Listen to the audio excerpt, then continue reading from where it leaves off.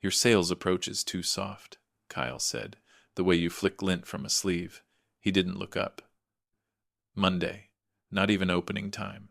The glass doors still mirrored the gray morning back at us. I stood across from my father's old desk, except it wasn't my father's anymore. The fishing photos had vanished, the leather chair gone too, replaced by something chrome and sharp, like a blade pretending to be a chair. I felt the room hum with a new language I hadn't learned. I am Ethan Delaney, 41, 16 years in this building. I trained every seller, shook every hand I could, learned names and birthdays and the small stories people offer when they trust you. I never missed targets, never made trouble. Kyle is my brother, younger by 4 years and older, somehow, in impatience. 3 days into ownership, he spoke in numbers, like they were verbs. Times are changing, he said. We need aggressive goals, not relationships. I didn't argue. Arguing turns a knife in the heart of family, and our family had been through enough blades. Pete Alvarez, from security whose daughter I'd helped place in her first compact last summer, folded my life into a cardboard box. He tried not to meet my eyes. I made it easy. I placed my pens on top like a final, neat decision. You'll get 2 months severance, Kyle added. Professional courtesy. He liked how it sounded. I nodded. Courtesy is a thin blanket. It covers nothing. Outside, the air was colder than it should have been for Sacramento. I set the box on the hood of my truck and looked at the sign. Delaney Auto. Our name, our story, our winter and spring. Now my phone buzzed. A text from Lila Brooks at Atlas Motor Group. Meeting still on for 2 p.m. The first smile of the morning found me. Definitely, I wrote. Just freed up my whole schedule. 3 days earlier, I had signed a different kind of promise. Regional distributor. Western Territory. 17 dealerships marked like constellations on a map. Atlas had approached me quietly, after years of watching how we treated people here. The paperwork was still warming in their system. Kyle didn't know. No one did. Dad was in Montana, unreachable, chasing trout and silence. I slid into the driver's seat and glanced back through the glass. Kyle was already interviewing my replacement, a boy in a suit that glared, hands carving profits out of air. Kyle saw me and offered a small wave that felt like a door locking. I waved back, pleasant as weather reports. I wondered how long it would take him to feel what he'd thrown away. A week. 2. Long enough for an empty showroom to echo. I turned the key and breathed. There is a quiet that shows up when a chapter ends. It isn't rage. It isn't grief. It's colder, cleaner.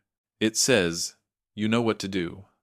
I pulled out, watched the sign shrink in my side mirror, and let the morning make room for what was next. Dad used to say a good dealership isn't a building. It's a memory that people can drive home. In the early days, Patrick and Mom kept a coffee can for receipts and a shoebox for keys, 10 used cars, a plywood desk, a heater that coughed in December. I was fresh out of college when I came back for just a summer. The summer turned into 16 years because the lot taught me more about people than school ever did. I learned where the dust settles after a test drive and how a handshake gets remembered longer than a discount. I learned that when you know a customer's kid just made varsity or their mother's been in and out of the hospital, you don't sell you shelter. Sacramento changes in little ways, new taquerias, old trees trimmed back, rain that forgets to visit, but our rhythm stayed steady. Saturdays full of strollers and donuts, weekdays full of oil changes and quick hellos. I swept floors, washed trade-ins until my hands puckered, answered phones, sat with techs to understand why a timing belt sounds like a violin string before it snaps. Numbers mattered, yes, but they were stories in disguise. Repeat rates, lifetime value, service retention, relationship math. Kyle came back with a different language. Fresh from business school, he brought dashboards like flags, bright and certain. Optimization, he said. The way a preacher says redemption. He dressed the conference room in bar charts and spoke about time on lot as if the cars were melting ice. Customers aren't friends, he told me once. They're transactions with moods. He wasn't cruel, he was convinced. Conviction can be colder than cruelty. Dad tried to braid our two approaches. Different currents feed the same river, he'd say, standing between us with a towel over his shoulder from washing a delivery in his dress shirt. He'd shake hands with a grandfather picking up a minivan and remember buying that man's first two-door hatchback back when gas was $1, and promises felt cheaper too. Last Christmas, under the tinsel that clung to everything, Dad cleared his throat after grace, 65 candles worth of fatigue in his voice. Been thinking about the future, he said. I pictured a partnership, his name bracketed by ours. Instead, he nodded toward Kyle. He's got ideas about modernizing. The word modernizing did not land softly. Kyle smirked, not unkindly, just sure. I felt something small and important pull loose inside me, like a button that no one notices until your coat hangs wrong. In February, Dad signed the transfer papers. June for the handover. I'd stay senior sales director. We told the team like it was weather. A change coming, dress accordingly. But the changes started at once. Sales teams shuffled, my office moved, supplier accounts narrowed to a keyhole view. Streamlining, Kyle said. The river, I thought, was being straightened with a ruler. I kept a steady face. I kept names straight, too, because family still walked in, and memory, if you care for it, keeps paying dividends. Atlas found me, the way good news sometimes does, quietly, like a hand on your shoulder you didn't know you needed. They'd been through the showroom a month earlier, watching the Saturday swirl. Kids with powdered sugar on their cheeks. A teacher pricing a hybrid. A widower asking about safety features because he'd promised someone he'd be careful now. I didn't pitch them. I just did what we do, remembered names, drew maps to service bays, told the truth even when it shortened a sale. Later, Lila Brooks called. Coffee? She asked. No logos, neutral ground. We met at a place on J Street with old brick and soft lamps. Baristas played Coltrane like they believed in repairs. Lila arrived with a folder and a smile that said she dealt in decisions, not pressure. Marcus Hale followed, tall, deliberate, a man who paused before sentences as if testing their weight. He slid the folder toward me. Regional distributor, he said. Western Territory, 17 stores, allocation authority inside the guardrails. A small team, reasonable hours, good pay. But the real currency, Marcus added, is trust. You've banked a lot. I didn't touch the folder right away. The city moved outside the window bikes, buses, parents counting little hands. Why me? I asked. Marcus leaned back. Because you treat people like tomorrow exists, he said. Because when a delivery is late, you call before they call you. Because the notes you send after a sale don't sound like templates. He listed numbers, 2 repeat purchase rates, service retention, referral ratios, all the social math that tells a fuller story than the month's leaderboard. But his eyes stayed on the part that isn't chartable. Steadiness. I took the folder home and laid it on the table like a delicate tool. I thought of Dad, of his hands smelling like soap and oil, of Mom counting receipts while a pot simmered, of how a business can be a blessing until it asks to become a border. Loyalty is a good coat. It just shouldn't blind you to the weather. A week later, the decision introduced itself. I passed Kyle's office and heard him on speaker. We'll clean house once Dad's fully out, he said, bright with certainty. New team, new playbook. None of Ethan's hand-holding. A laugh, light as glass. Then the plan cut the after-sale touches. Push hard closes, flip inventory faster, burn the goodwill if it made the graph jump. I stood in the hallway, holding nothing and everything. Some choices feel like betrayal until you measure them against the truth. I returned to my office, closed the door, and signed. My hand didn't shake. I scanned the pages to Lila. I'm in, I wrote. A minute later, Marcus called. Welcome, he said. We'll keep it simple. 3 days to spin up credentials. You can start next week. I stared at the sent folder, at my name beside Atlas Motor Group. The room seemed newly tuned. Same walls, different key. I didn't feel triumph. I felt alignment, the kind you get when the car stops pulling to one side and the steering finally goes straight. I didn't need a calendar reminder to know the door was closing. The air had that end-of-storm feeling, branches quiet, streets rinsed, a sky that had already decided. Before Kyle could make it official, I did what people like us call housekeeping and what it really is. Care. I gathered my notes the way a nurse gathers charts gently, in order. Names, birthdays, favorite trim levels, little promises I'd made and kept. I exported clean lists of service anniversaries, thank you calls due, the handwritten notes I'd scanned so they wouldn't vanish when filing cabinets do. Relationship data is not a possession, it's a memory palace. I took only the rooms I had built with my own hands. 3 days. That's what Lila needed to light up my credentials. 3 days of moving like someone in a familiar house in the dark, palms out, toes careful, knowing the table edges. I cleared my desk with a slow dignity, left the keys where Dad used to place them, top drawer, right side, then walked out before the ink on any email could dry into pity. Atlas felt small in the right ways. A lobby that didn't perform success so much as breathe it. Marcus met me with a map and a quiet office. 2 windows, 1 plant, soft hum from the logistics bay. Your team, he said, 3 people whose names I repeated until they stopped feeling like introductions. Priya, dispatch, Manuel, allocations, Joy, dealer support. No slogans on the walls. Just a whiteboard that looked like a patient chart for a region's pulse. He showed me the allocation console sliders, calendars, guardrails you couldn't fake your way past.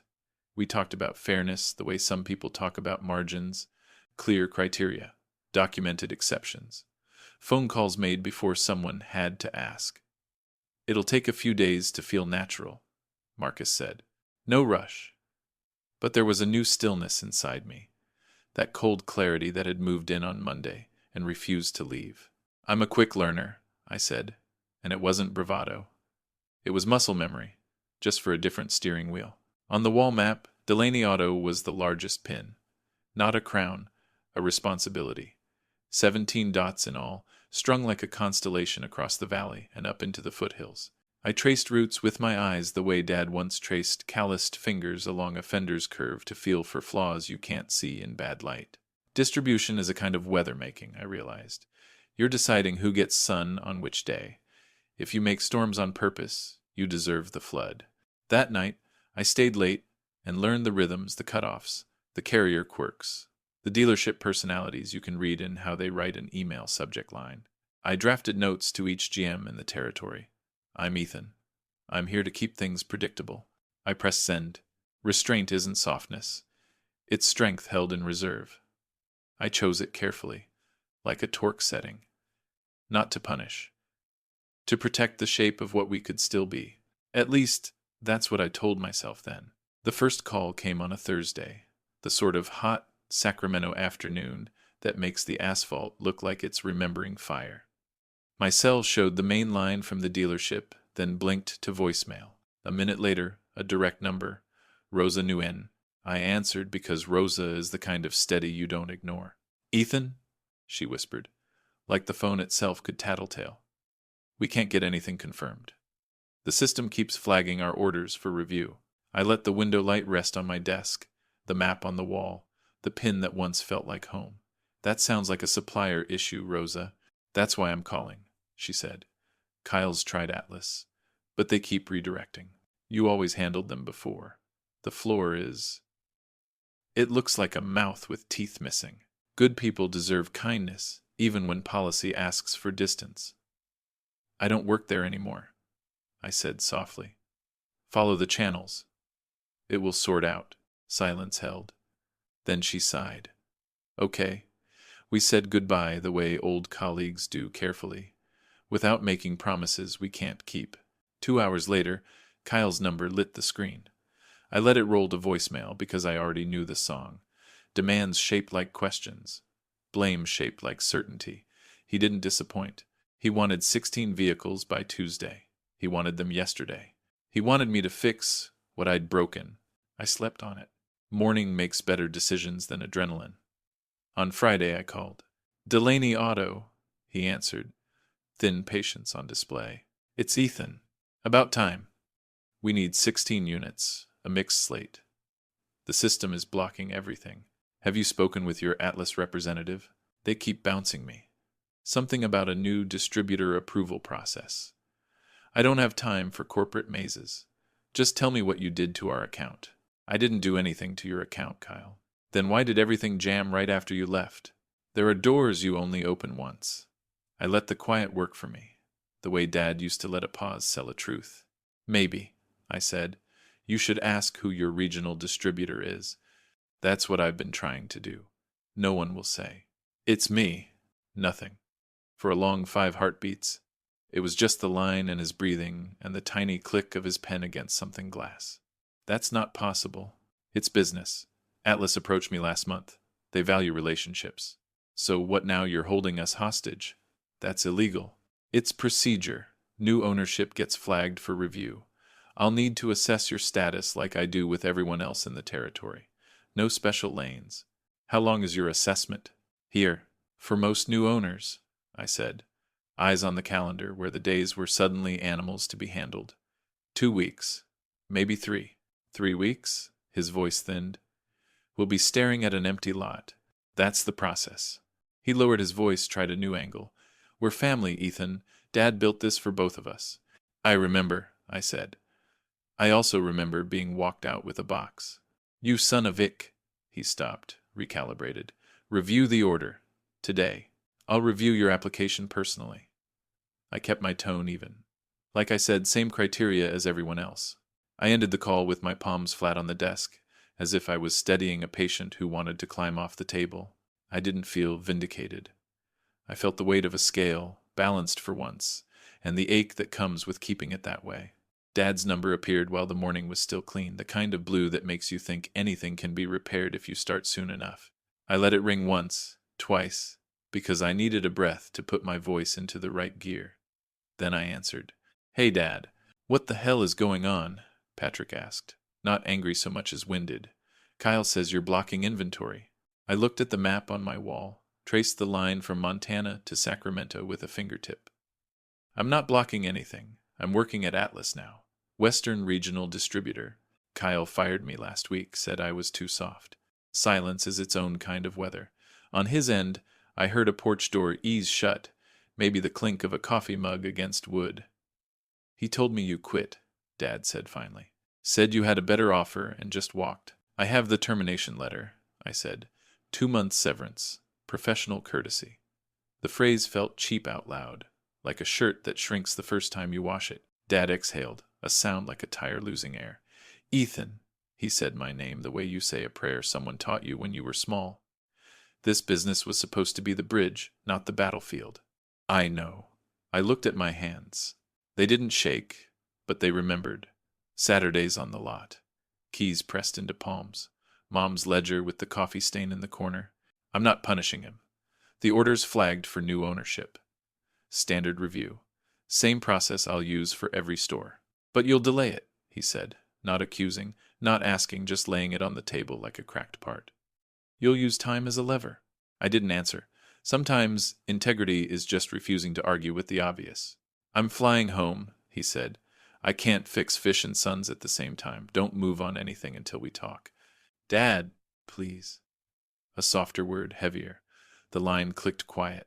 I held the phone to my ear a second longer anyway, the way you hold a door you've already locked. When I set it down, the office felt smaller. Family compresses rooms. My computer chimed a new message from Lila. Heads up, Kyle has been calling HQ every hour. We're rerouting to your queue. You okay? Beneath it, Marcus. If you need cover, you have it. But choose the path you can explain to yourself in 5 years. That last line stayed. 5 years. In the car world, 5 years is a second life cycle. A model gets sharper lines, a quieter cabin, maybe a better hybrid. People do too, if they let themselves. I walked the hall to the logistics bay. Forklifts murmured like careful animals. The team waved without stopping. I thought about how fairness isn't a feeling. It's a protocol. About how the neighborhood around the dealership learned our hours the way birds learn a feeder's schedule. How trust is a route you can't detour without losing more than time.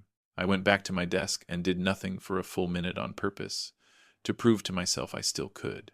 Then I began drafting what I would say to Dad, in words simple enough not to wobble. I'll be fair. I won't be easy. I'll protect what you built, even from us. The knock on my door was gentle, the way a mechanic taps a fender to hear the metal answer. Marcus stepped in, closed it behind him, and set a folder on my desk like a doctor placing scans where the patient can't ignore them. "You should see this," he said. Inside, call logs, email threads, a tidy spreadsheet of dates and demands. Kyle's voice in transcripts, bright with leverage. 3 months back, long before Dad signed the transfer, he'd been courting Nova Auto Group, treating our partnership with Atlas like a bid to be beaten. 15% across the board or I walk. Bundled incentives, shorter delivery windows, aggressive timelines, he'd written, as if speed were a synonym for care.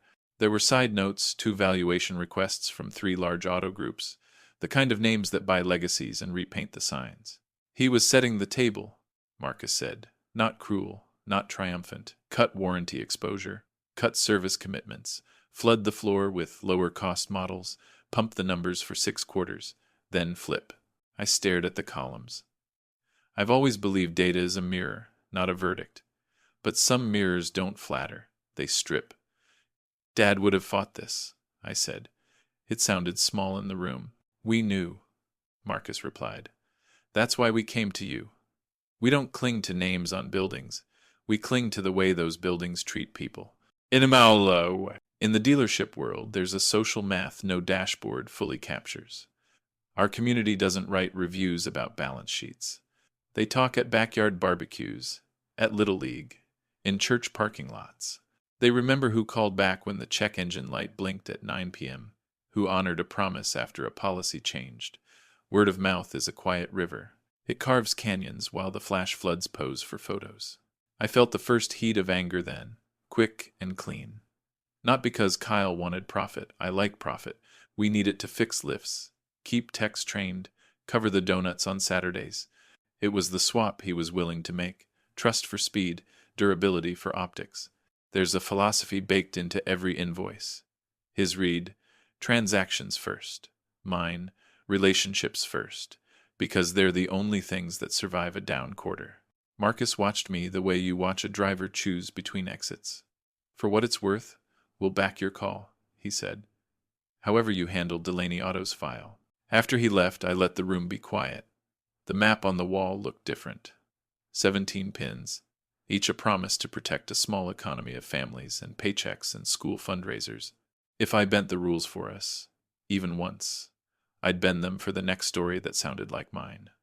That's how standards die, one good excuse at a time. I pulled Kyle's pending order back up. My cursor hovered over the approval slider like a swallow over a wire. In the glass reflection, I caught my face and, behind it, the ghost of Dad's. 5 years, I said aloud, testing the words. Could I defend this choice to the future version of me who'd have to live with it? The answer came like a turn signal clicking into place. I would be fair, and fairness, today, would be slow, not to hurt him, to keep the road honest for everyone else. Sleep wouldn't hold. At 5, the city was soft and undecided, streetlights blinking out like tired ushers. I drove to the office with coffee that tasted like resolve and turned the monitors on one by one, letting their pale glow stitch a plan together. Fairness, yes. But fairness isn't passive, it requires proof. I opened Atlas's dashboards, pulled 3 years of sales curves, service retention, CSI scores. The patterns were steady and human, the trims people kept longest, the packages they bragged about to neighbors, the models whose owners waved at our service writers like cousins at a reunion. Relationship math, visible in the slope of a line. At 9, I called Rosa. She answered on the first breath. You pick some morning, she said, trying for light. I asked for what I needed. The last 3 years of Delaney Auto's sales mix and customer satisfaction, broken out by model and service visit cadence. She hesitated. Kyle's locked down almost everything. He says it's proprietary now. I let silence be the question. 12 years she's been there, the kind of tenure you don't fake. Give me an hour, she said. If I get fired, I'm coming to Atlas to answer phones. You'll be fine, I said, meaning it and not. At 10, the files arrived, spreadsheets like x-rays. The highest loyalty sat exactly where I knew it would. In the models Kyle planned to drop if he pivoted to Nova's thinner warranties and faster flips. The profit wasn't loud. It was durable. Service bays booked out. Accessories purchased at 6 months. Tires from us at 24. A second car for the teenager at 36. Families don't show up on a single ledger, they show up across time. By 11, a second folder lived on my desk. A proposal I'd drafted in the margins of the dawn. Delaney Auto, premium tier within Atlas. Priority allocation for the trims our zip codes love. A concierge service desk with Sunday hours, lifetime safety inspections, free loaners that felt like respect instead of apology. Not fanciness, fitness. Higher margins through retention, not velocity. A way to make patience pay.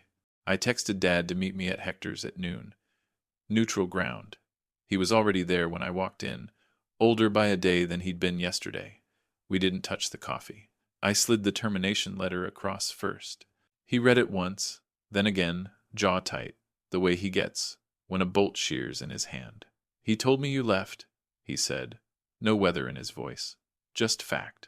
I slid the Nova quotes next, then the valuation inquiries, dates circled in red.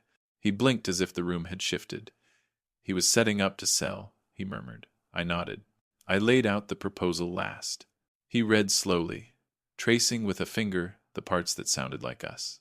Names remembered, service that answered phones after dark, a showroom that didn't blare. These numbers, he said, they're real? They're gravity, I answered. Fall in the right direction and the rest follows. He looked up, and for a second I saw the man from the 10-car lot, tired and whole. Kyle won't accept this. I know, I said.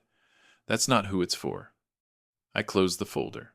It's for the sign with our name on it, and the people who trusted that name. He nodded once, decision settling like a torque wrench clicking into place. Then we act, he said. We didn't meet at the dealership first.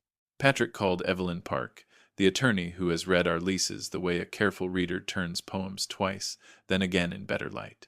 By afternoon, her conference room smelled like legal pads and lemon oil. The blinds softened the sun. She arranged 3 stacks of paper with the same precision Dad used to align a hood before lowering it. We're going to keep this simple, she said. Simple doesn't mean painless. When Kyle arrived, he carried the storm with him, hands fast, breath faster. He looked at me, then at Dad, then at the empty chair with a pen already waiting. What is this? He asked.